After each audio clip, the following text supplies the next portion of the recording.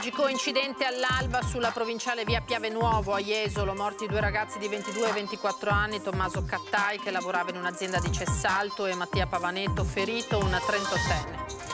A Santo Stefano di Cadore domani sarà lutto cittadino, uffici chiusi in comune e un minuto di silenzio per onorare le 3 vittime del tragico investimento di giovedì. Domani anche l'interrogatorio di garanzia della 32enne arrestata.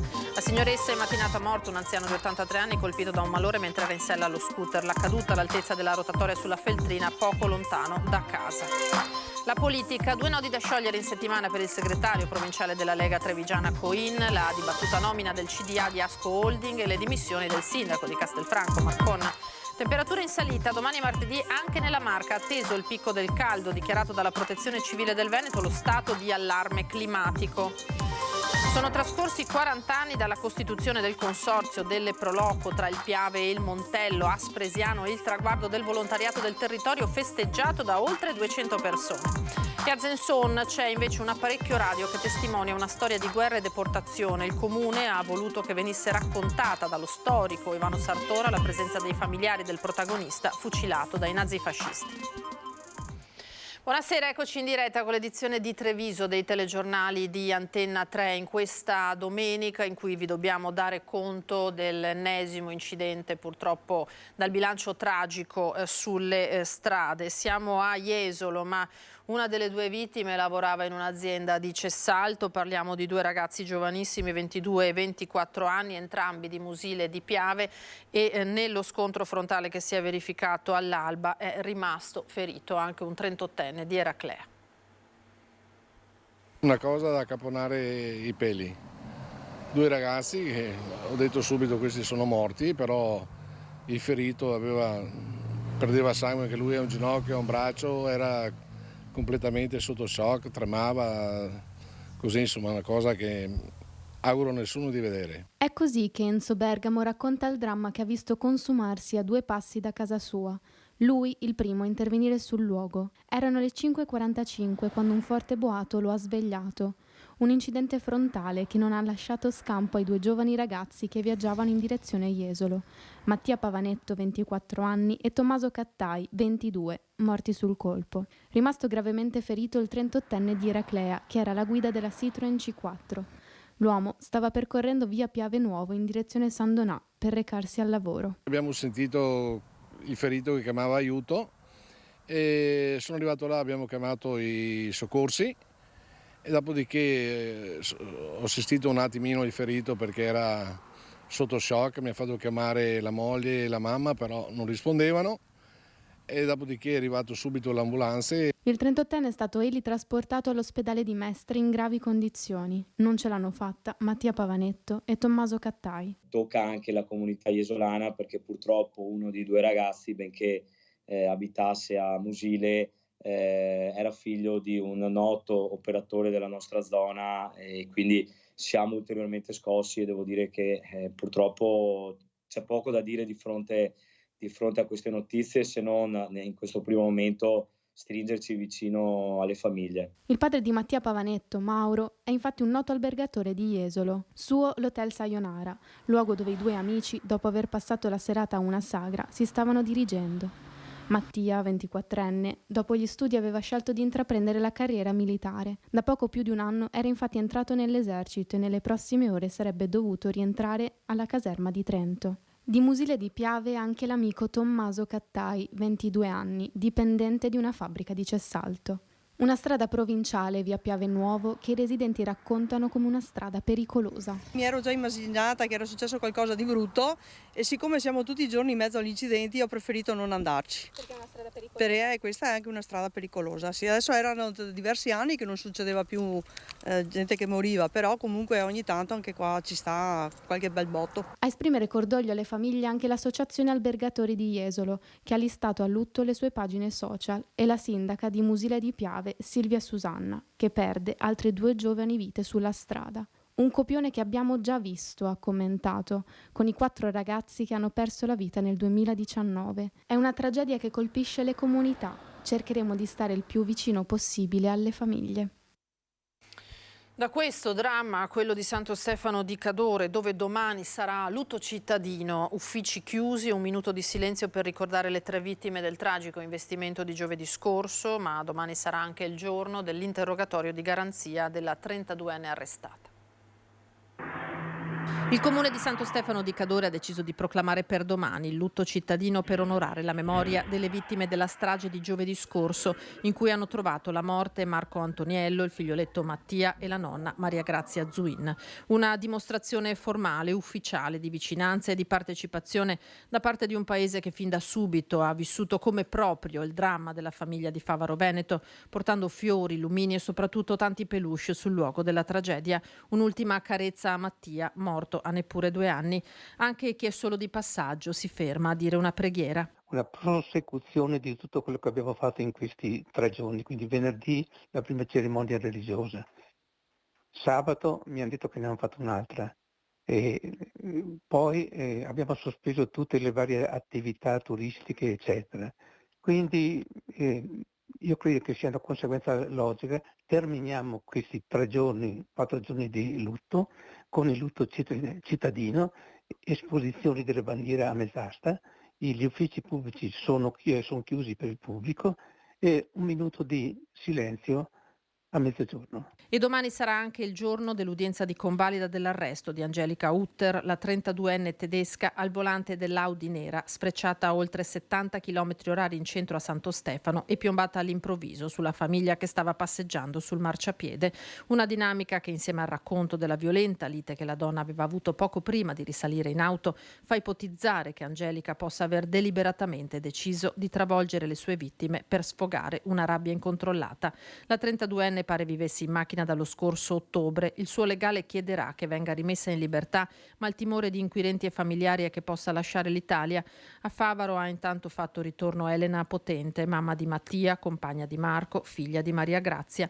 Il mio, ha detto solamente, è un dolore troppo grande. Ai funerali congiunti sarà presente anche una rappresentanza di Santo Stefano di Cadore. Mi sono già messo in contatto col parroco, ci avvisano in tempo e io, il vice sindaco e molti consiglieri saremo presenti.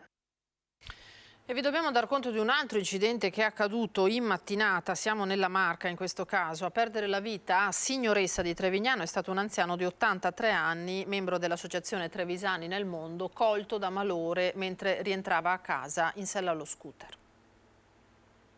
Un grande, piccolo ma grande. Era a pochi passi da casa Angelo Marchetto quando un malore lo ha stroncato. In sella al suo scooter elettrico era di ritorno per il pranzo dopo essere stato a trovare un amico in campagna. È improvvisamente caduto dallo scooter Angelo, battendo la testa. Inutili i tentativi di rianimarlo da parte del suo M118. Angelo Marchetto, 83 anni, era da più di 10 parte dell'associazione Trevisani nel Mondo, un'associazione a cui si era avvicinato anche grazie al suo passato in Svizzera. Portava allegria, il ricordo del figlio Mauro. Allegria, il ricordo dei trevisani in giro per il mondo. Aveva girato anche lui il mondo? Ha lavorato tanti anni in Svizzera. Io sono nato lì. Operaio in un'impresa edile, ha lavorato per anni in Svizzera, esperienza che lo aveva portato poi a sentirsi vicino a chi, originario della provincia di Treviso, vive o ha vissuto nel mondo. Il ricordo commosso del figlio che fatica a spiegarsi la fatalità di una morte così improvvisa e assurda avvenuta a pochi metri da casa. Un gran uomo.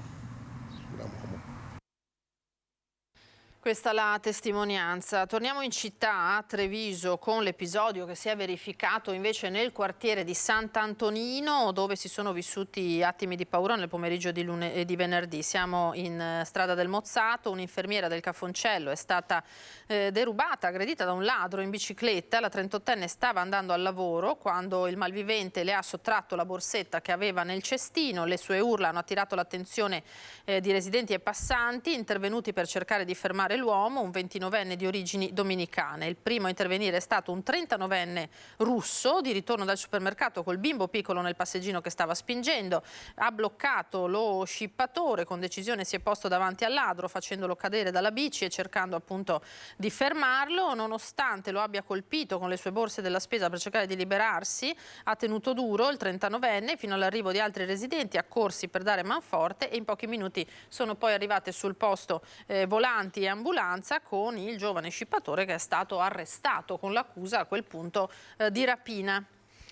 Veniamo alla politica adesso con il segretario invece della Lega di Trevigiana, Dmitry Coin, che è alle prese con una settimana, quella entrante, con almeno 2 importanti nodi da sciogliere: la nomina del nuovo CDA di Asco Holding e le dimissioni non ancora ritirate del sindaco di Castelfranco Veneto, Stefano Marcon.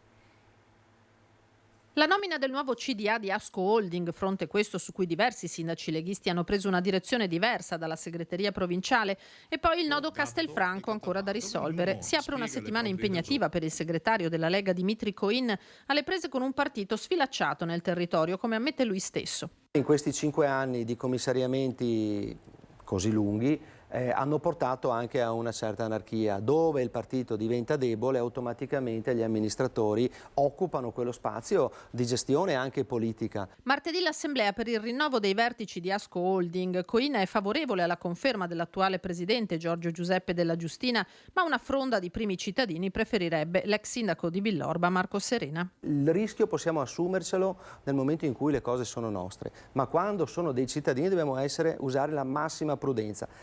E non dobbiamo pensare agli amici degli amici, perché se no rischiamo di andare nella direzione sbagliata. Servono persone capaci, persone competenti, che possano dedicare il tempo. Non è necessario che siano politici, perché se hai chi ha le competenze, bene, se no ben vengano i tecnici. Ben vengano i manager dunque, mentre il messaggio ai sindaci del Carroccio è chiaro. Mi auguro che prevalga il buon senso e si punti alla tutela massima. Ancora senza soluzione infine il caso Castelfranco. Il sindaco Stefano Marcon non ha ancora ritirato le dimissioni, ma Coin confida che lo faccia a breve. Ci stiamo lavorando, sembra di andare nella direzione giusta. Il termine ultimo per ritirare le dimissioni è quello del 14 di questo mese, quindi luglio, quindi venerdì, e quindi in settimana la questione dovrà andare per forza risolta. Io mi auguro insomma che a metà settimana si riesca a portare una notizia positiva. Io sono un ottimista di natura, l'altra volta dicevo che sono ottimista di natura, però ero seriamente preoccupato. Stavolta resto un ottimista di natura, però insomma qualche spiraglio insomma si vede per andare nella direzione giusta. La Protezione Civile del Veneto, intanto, alla luce delle previsioni del bollettino ARPAV per le prossime ore, ha dichiarato lo stato di allarme climatico per disagio fisico sulle zone costiera, pianeggiante, pedemontana e montana del Veneto da lunedì, domani a martedì. Attenzione dunque che anche in pianura e anche nella Marca trevigiana è previsto il picco del caldo, quindi temperature in aumento, e con questo tutte le precauzioni che vanno prese, soprattutto per le fasce più fragili, bambini e anziani, e per chi, come abbiamo visto nelle immagini, magari non può andare al mare a farsi un bel bagno. Quindi domani e martedì allerta caldo. Quello dell'infiltrazione, voltiamo pagina, della criminalità organizzata nelle imprese del nord-est è uno dei fenomeni che preoccupa seriamente il tessuto socio-economico del territorio e gli stessi cittadini veneti. La contiguità tra le infiltrazioni mafiose e l'economia sono contiguità spesso che creano e destano allarme. E proprio l'infiltrazione della criminalità organizzata nelle imprese del nord-est è l'argomento al centro di una tavola rotonda organizzata dalla Regione all'M9 di Mestre, cui ha preso parte anche il prefetto. Quando più la consapevolezza su questo fenomeno diventa patrimonio di tutti, tanto più l'attività di prevenzione risulta più efficace. E i tavoli prefettizi servono proprio a questo, cioè a creare le condizioni perché le misure di prevenzione siano sempre più efficaci, sempre più mirate, sempre cioè più aderenti alla realtà, laddove ovviamente questo sussiste. Quindi la nostra azione rispetto a tutti i soggetti coinvolti in questa vicenda, soprattutto anche da parte del settore economico che collaborano attivamente con i tavoli prefettizi e con le forze di polizia. Questo può aiutare molto a sconfiggere, o meglio ad affievolire il fenomeno. Presenti anche vari rappresentanti delle categorie economiche, dal mondo dell'artigianato, le piccole imprese e i sindacati. Non è più una criminalità che arriva con la violenza, ma arriva soprattutto a proporre soluzioni semplici di tipo finanziario, economico a imprese in difficoltà. Diventa una spirale dal quale le imprese, soprattutto le piccole e piccolissime imprese, fanno fatica ad uscire. E quindi è fondamentale un'alleanza fra tutti i soggetti per segnalare le situazioni di difficoltà in maniera da poter intervenire. Un grande rapporto con le associazioni è importantissimo. Le aziende hanno bisogno di sentirsi rappresentate, sentirsi aiutate e noi far di tutto per far rispettare gli accordi e i contratti, cercando di combattere il lavoro nero, che è una piaga forte, ma è una piaga che dà spazi a queste associazioni criminali di muoversi in questi ambiti. Legalità nell'applicazione dei contratti nazionali, legalità nel rispetto delle norme sulla salute e sicurezza che tanto danno creano alle persone e alla collettività, legalità nello svolgimento della propria attività. Da settembre invece sarà possibile, parliamo di aziende agricole, accedere al bando che finanzia l'installazione di pannelli fotovoltaici sui tetti, sulle coperture delle loro strutture. Un'occasione per queste realtà di diventare autosufficienti naturalmente a livello energetico, ottenendo un rimborso a fondo perduto dell'80% della spesa.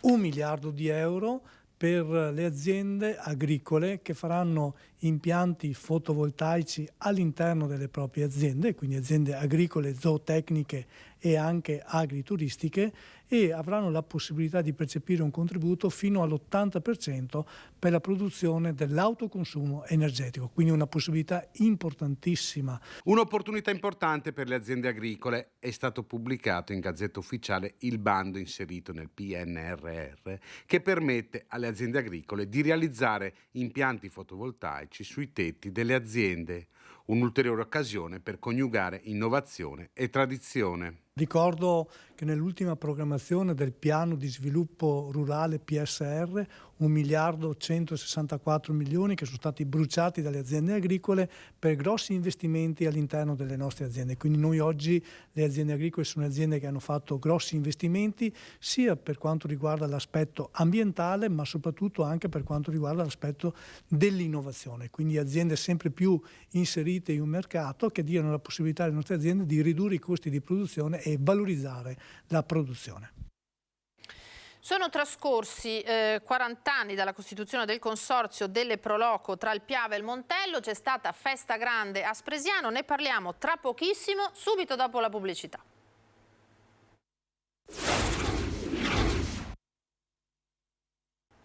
Eccoci di nuovo in diretta, andiamo a vederla. Allora, la festa delle Proloco a Spresiano, è stato festeggiato questo importante traguardo dei 40 anni dalla costituzione del consorzio Piave Montello, simbolo delle nostre comunità, 200 i partecipanti a questo momento di insieme.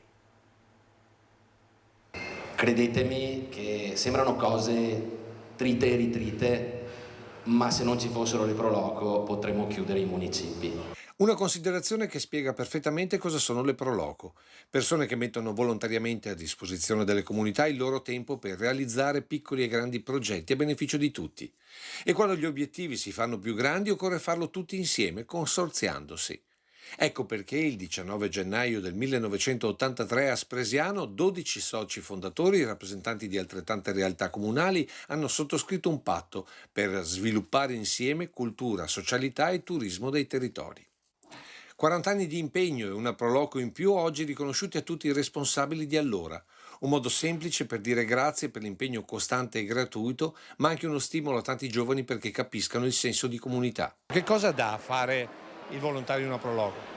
Sicuramente quando facciamo delle attività specialmente sociali, vedi quando collaboriamo con le amiche per la pelle e tutto, ci fa sentire parte integrante di una comunità e non solo patate e brisioe, ma veramente un qualcosa di utile per la comunità, e quindi questo appaga tutti gli sforzi che facciamo. Volontariato e solidarietà anche per questa cerimonia, dove il pranzo ha visto impegnati donne e uomini della Proloco di Spresiano, mentre madrina della cerimonia è stata Adriana Riccio, ambasciatrice dell'associazione Amiche per la Pelle, che sostiene le donne che si trovano ad affrontare il dramma del tumore al seno. Cara amica, se stai attraversando questo momento difficile, puoi rivolgerti a noi. Noi siamo qui per te. Siamo una comunità di donne che affrontano insieme il problema con leggerezza e diamo un supporto effettivo. Quindi vieni, noi siamo a Piamonti Oderzio, Amiche per la Pelle.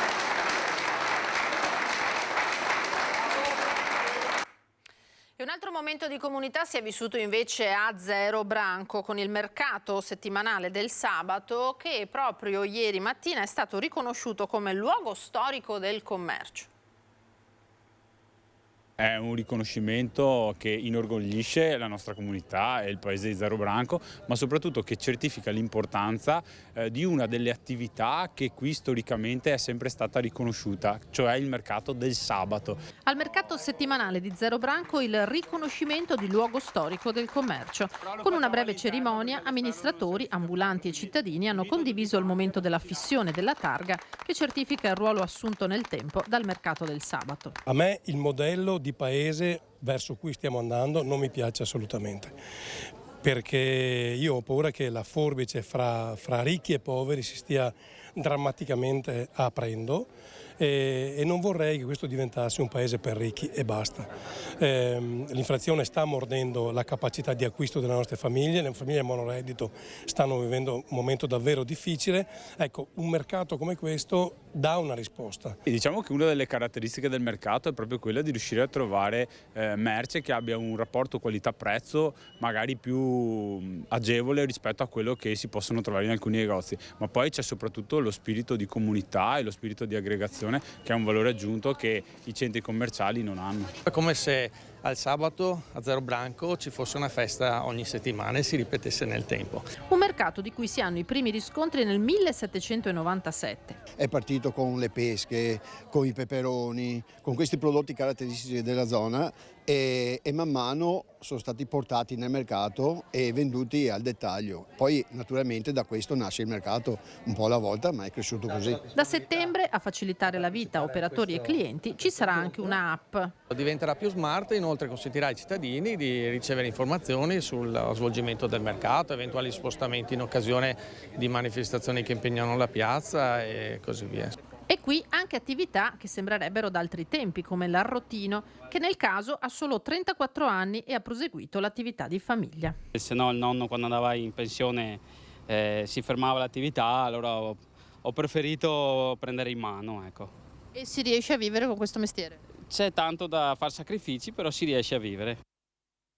Il mercato a Zero Branco e restiamo a Zero Branco perché invece a Villa Guidini si è svolta 1 o 2 giorni di iniziative proposte dalla Villa delle Meraviglie, il festival annuale che ha luogo appunto a Zero Branco e che per il weekend ieri e oggi ha accolto migliaia di bambini e famiglie all'interno di un ricco programma di laboratori, spettacoli, giochi all'aperto e molto altro. Vedete alcune delle colorate immagini degli appuntamenti che sono stati messi in campo proprio per questa iniziativa, evento organizzato dall'Associazione Culturale Stivalaccio Teatro, il Circolo Teatrale Regionale Arte Vene e la Biblioteca Comunale di Zero Branco, quindi fattorie didattiche, giochi, musica, esposizioni, lezioni di yoga, spettacoli teatrali e tantissimo altro, lo vedete da questa immagine, per accogliere appunto e intrattenere i bambini e le loro famiglie in questa 2 giorni, calda senza dubbio ma di bel tempo.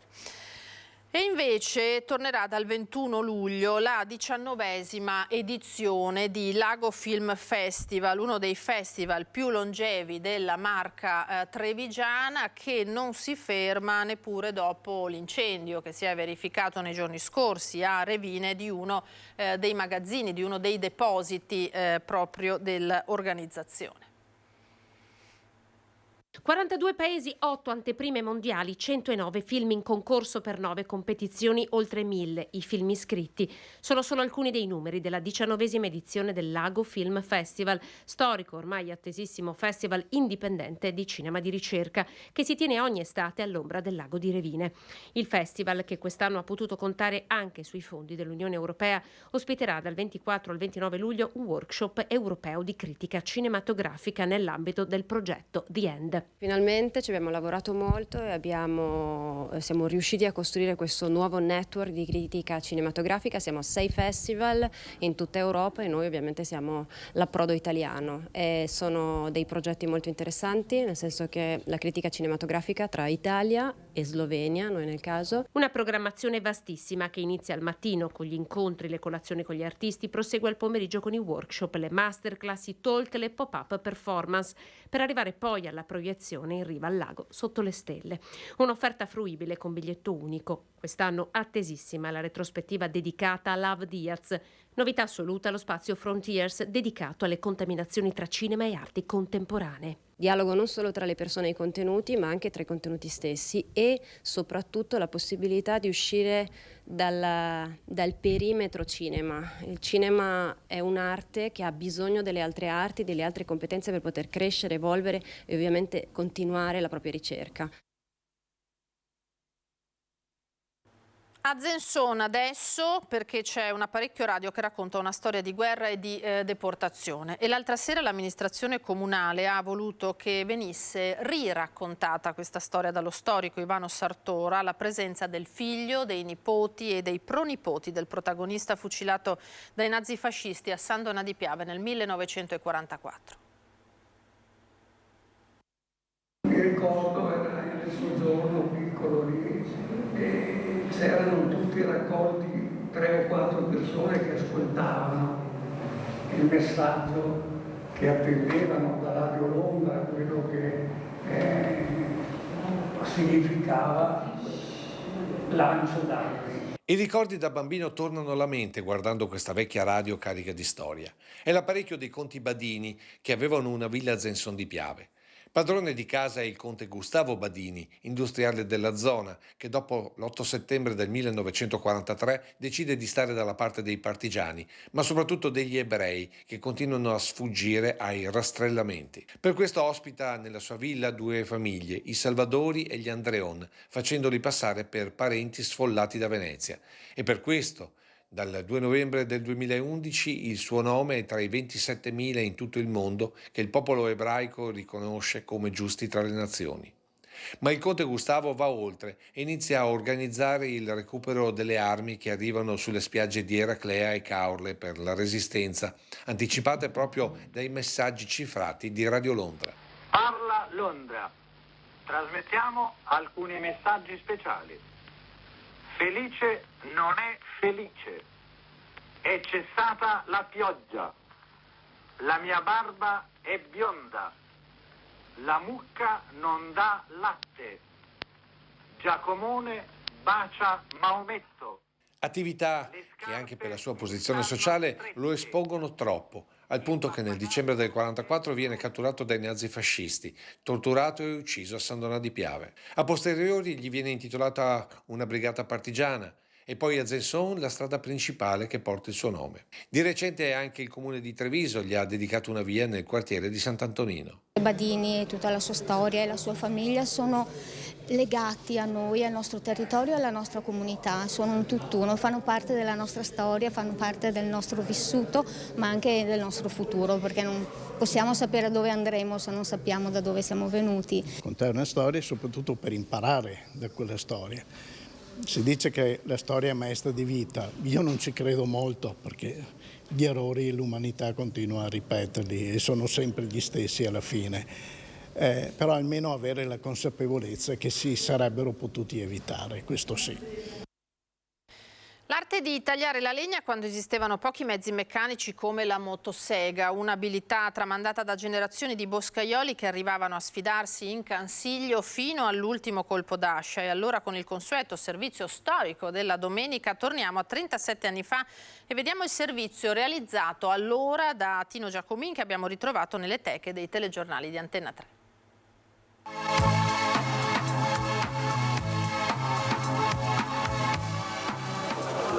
Lo chiamano ritorno alla natura, è la riscoperta delle abilità dell'uomo, dei suoi muscoli e del suo cervello nella lotta quotidiana per la vita. Una volta questa lotta era legata proprio ai muscoli e al cervello, oggi a supplire entrambi c'è la macchina, così corpo e mente rischiano di atrofizzarsi per sempre. Ma è proprio vero che non esistono più oggi uomini capaci di combattere ancora come una volta con la forza delle braccia, magari aiutati da una moderna macchina? Se lo sono chiesti i responsabili del campionato regionale di boscaioli, che hanno organizzato sul Pian del Consiglio una gara a squadre per scegliere il miglior boscaiolo. Si sono dati appuntamento ieri nel cuore del bosco più bello del Veneto. C'erano 39 concorrenti suddivisi in 13 squadre, tutti ben messi con muscoli da lottatori del bosco.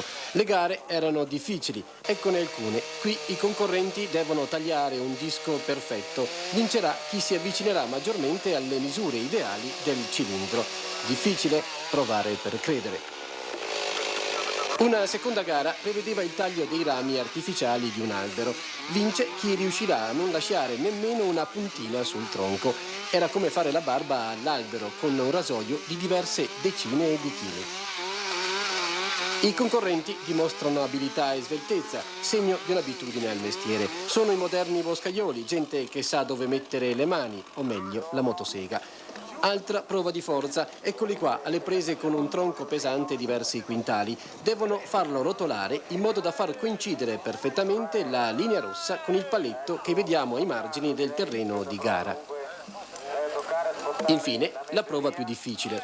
Con colpi ben assestati devono riuscire a far cadere l'albero in modo che schiacci il palloncino posto ai lati. Si tratta di un lavoro di alta precisione da ingegnere del taglio. Pochissimi sono riusciti a far centro, molti però hanno sfiorato l'obiettivo, come vediamo nelle immagini. È già molto.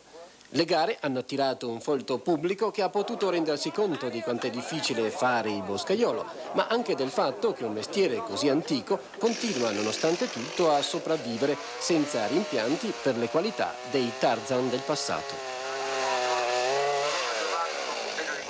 E proprio in un periodo di ricorrenze anche di eventi sismici del passato, Belluno in questo caso si attrezza per censire il proprio territorio. Tecnicamente si parla di istanza di acquisizione di permessi nell'esecuzione di indagini propedeutiche agli approfondimenti di terzo livello di microzonazione sismica. Microzonazione sismica del centro di Belluno, per la quale il comune ha dovuto investire 60.000 euro.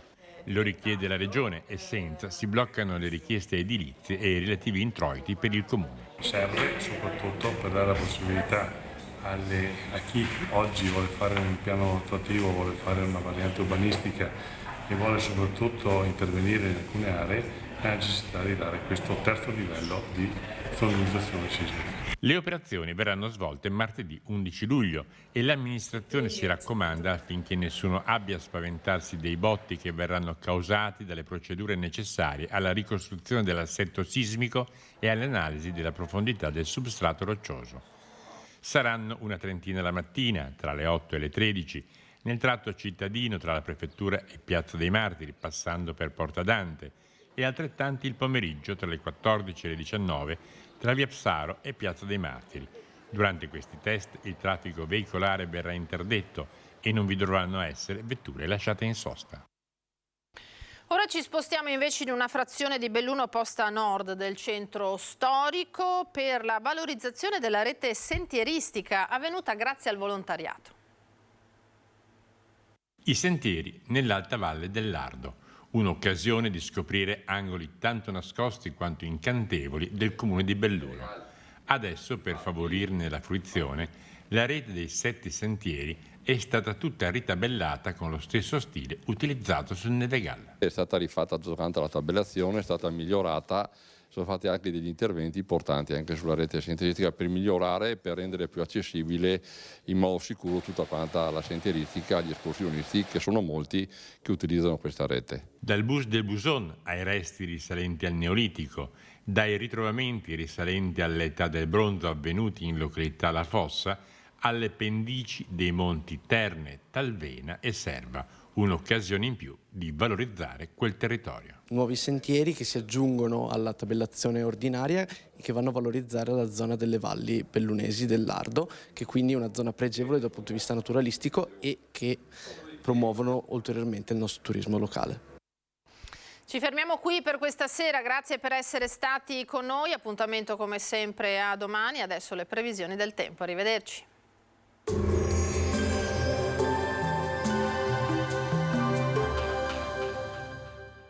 Entra nel mondo Lolato. Da oltre 40 anni un team di professionisti per migliorare la qualità della tua vita. Centro del piede con servizi di podologia, laboratorio per la produzione di plantari e calzature su misura. Bentrovati al meteo. Rimane ben saldo l'anticiclone, prosegue l'ondata di caldo anche in questo inizio di settimana. Ma vediamo insieme il dettaglio. Sul Veneto la grafica di lunedì 10 luglio evidenzia una situazione stabile e soleggiata, con cielo sereno ovunque. Possibili i consueti temporali di calore sulle Alpi nel corso del pomeriggio. Farà decisamente caldo con atmosfera afosa, temperature ancora in aumento, minime tra 19 e 24 gradi, massime con punte di 36 gradi all'incirca. Spostiamoci ora sul Friuli Venezia Giulia. Anche qui sarà soleggiato, con cielo variabile in montagna, dove non sono esclusi rovesci e temporali possibili dal pomeriggio. Temperature minime tra 20 e 22 gradi, massime sui 33-34 gradi. Infine diamo uno sguardo alla situazione del Trentino Alto Adige, dove di fatto avremo poche novità. Anche qui si prevede tempo generalmente soleggiato, con temperature piuttosto elevate. Minime comprese tra 21 e 22 gradi, massime sui 36-37 gradi. Dal meteo di Antena 3 per ora è tutto, grazie per l'attenzione, arrivederci.